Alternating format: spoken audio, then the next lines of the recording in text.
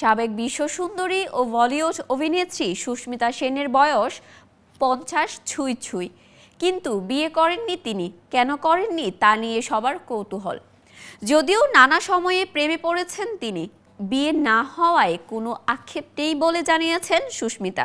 বরং ভুল মানুষের সঙ্গে বিয়ে হতে হতে বেঁচে গেছেন, তা ভেবে স্বস্তি অনুভব করেন অভিনেত্রী।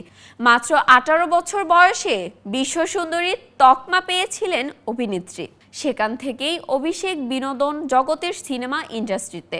বলিউডে কাজ করতে করতে সিদ্ধান্ত নিয়েছিলেন মা হওয়ার। মাত্র 24 বছরেই একাকী মায়ের সব দায়িত্ব পালন করেছেন তিনি। তার জীবন অনেকের কাছে অনুপ্রেরণা। সেই জীবনের যেমন সাফল্য দেখেছেন, তেমনি ব্যর্থতাও দেখতে হয়েছে। একাধিকবার মন দিয়েছে, আবার মন ভেঙেছেও অনেকবার।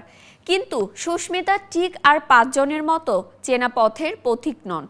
তাকে ভিড়ের মাঝেও আলাদা দেখতে পাওয়া যায়। অনেকেরই জিজ্ঞাসা, কেন বিয়ে করেননি সুস্মিতা সেন? সম্প্রতি অভিনেত্রী নিজেই বলেছেন, বিয়ে করতে চাইলেই 2 মেয়ে আর চায় না। রূপালী দুনিয়া বা তার বাইরের একাধিক নামি দামি ব্যক্তির সঙ্গে নাম জড়িয়েছে তার।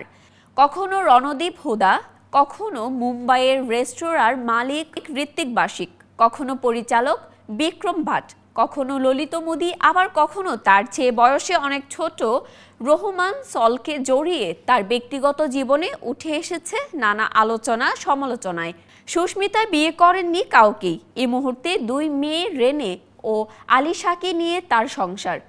বিয়ের কথা যে কখনোই ভাবেননি তা কিন্তু নয়। পুরনো এক সাক্ষাৎকারে সুস্মিতা বলেন, একবার তার বিয়ে প্রায় হয়ে যাচ্ছিল, কিন্তু মানুষটি সঠিক ছিল না। ঠিক সময়ে বেরিয়ে আসতে পেরেছিলেন সম্পর্ক থেকে। অভিনেত্রী বলেন, আপনি যত বেশি সম্পর্কে থাকবেন, তত বেশি আপনার সম্পর্কের বিকাশ ঘটবে। আমি অনেকবার ভালোবেসেছি, ভালোবাসা হারিয়েছি, কিন্তু কে ছিলেন তার সেই প্রেমিক যার সঙ্গে বিয়ের কথাবার্তা পাকা হয়েছিল, সে বিষয়ে কখনো উচ্চবাচ্য করেননি অভিনেত্রী। তিনি বলেন, তার জীবনে যে পুরুষরা ছিল তারা সবাই অসাধারণ ছিল, কিন্তু তারা তার জন্য যথাযথ ছিল না।